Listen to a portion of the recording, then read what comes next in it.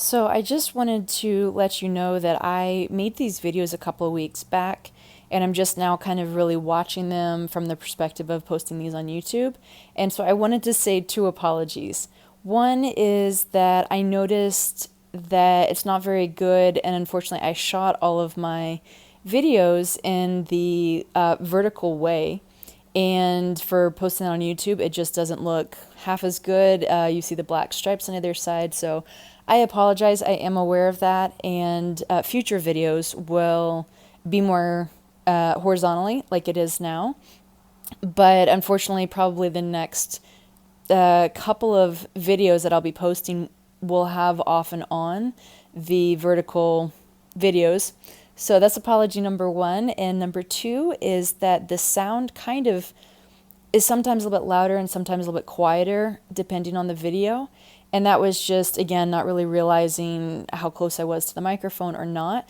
I didn't actually have some kind of specific microphone that I was using. So I was just speaking normally, however close I was to my cell phone. I do have another microphone to where hopefully you won't have to see this anymore. But right now the connector doesn't fit into my cell phone or the camera that I have. So for now this works, and you might be seeing this for a little bit until I can get that figured out. But at least it's nice and consistent. So I just wanted to kind of throw those two apologies out there ahead of time and just let you know I'm aware and I'm sorry, but I'm working on it, and hopefully the videos will just keep getting better and better. For insulating, a lot of people use something called Reflectix, which is like an aluminum foil look. It's very crunchy, kind of stiff.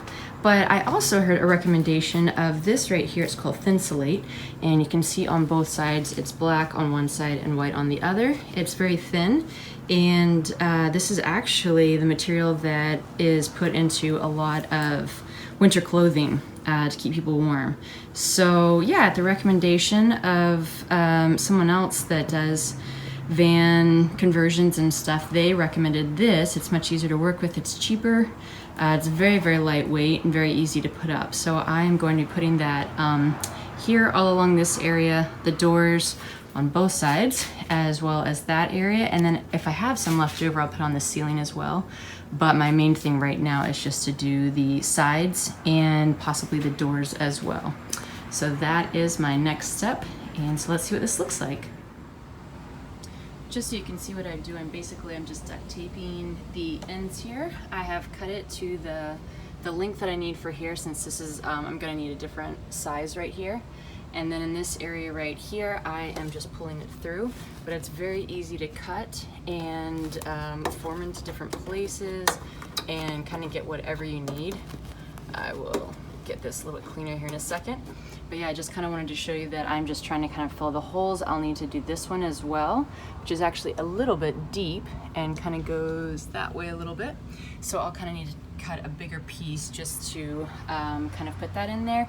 If nothing else, I could just fold this up over it, and that will of course cover that area as well, but I haven't quite decided yet. So just wanted to show you kind of how it's working and what I'm doing for cutting it and where it's going.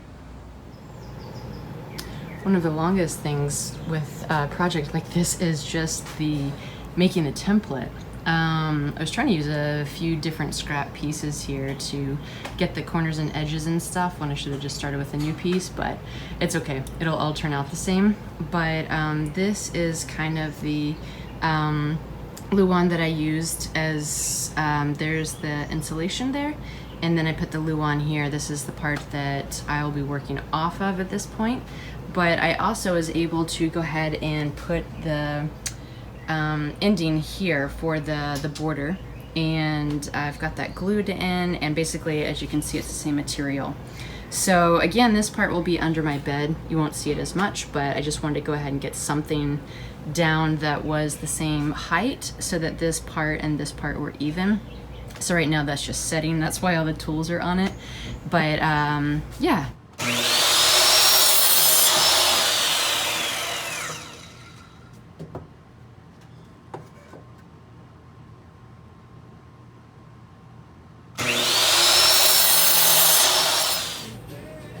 So I ran into a few problems when I was doing this. This is going to be the frame of my bed, and I already got the plywood that will go on top of it, and I measured this length right here, but I did it on this bottom part.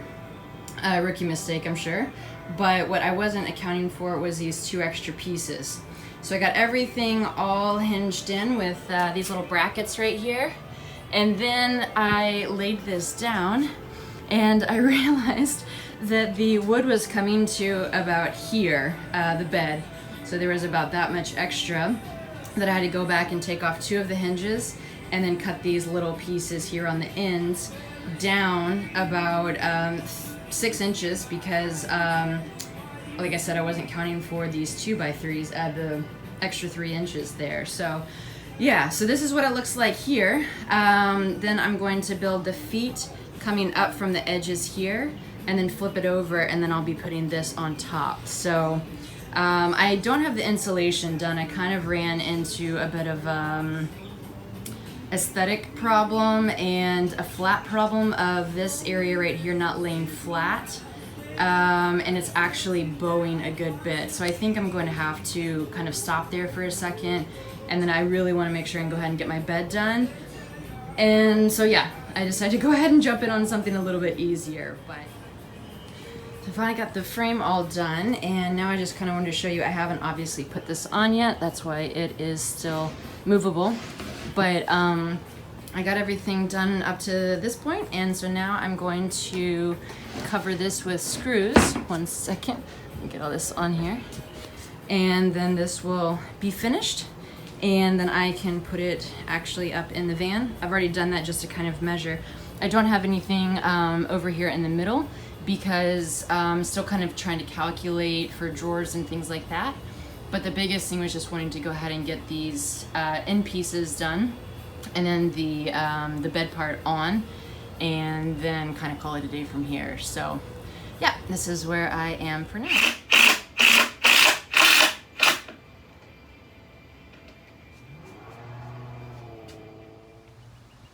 While this isn't secured to the floor, I did just kind of want to show you what it looks like now that it's all screwed in.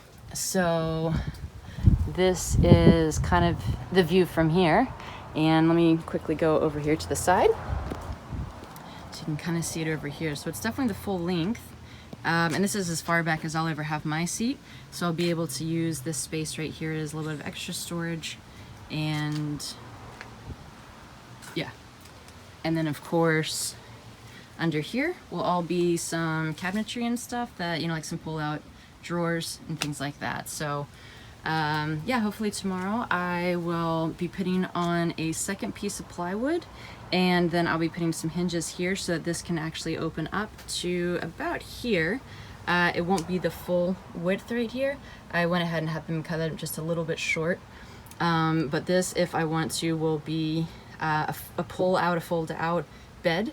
It's obviously a bed right now, and it's fine for one person, but I like to kind of sleep a bit wide, and so this will give me a little bit extra space, or if I ever want to have a friend, you know, go on a little road trip with me or something, that'll give us both room to sleep comfortably, the 2 of us.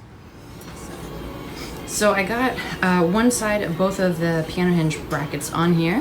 This one is done down there completely, but I did just want to kind of show what this does and when you buy it and stuff. So it did just kind of open and close like this, and basically what happens when this is all screwed in, the second one, then this strip right here will be able to set over there. And again, this one is just a few inches shorter than that, but you know, it'll be back over there at the edge, so that's no problem. And then the only other thing that I'm hoping to do today is just get some kind of like foot system on here to support this, and then when this is sitting back, that'll be the backrest. So it'll make sense once you see it all, but that's just kind of a short explanation for now. After talking to my friend Louise about doing some kind of backrest here, and with the wood that I already had on hand, which was the extra bit of this, it wasn't going to be completely covering this, and he was just thinking of stability when this is flipped over. for sleeping and stuff. He just was a little bit nervous. So we're gonna go with something different, and we're not gonna have the backrest on here like I was thinking.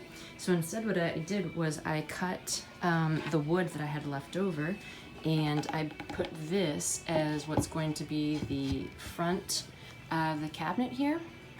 And sorry, it's not quite straight yet, but I'll put some hinges down here at the bottom, and then that will, one second, that will lay flat, and this will kind of be a kitchen area, and then some spices and stuff.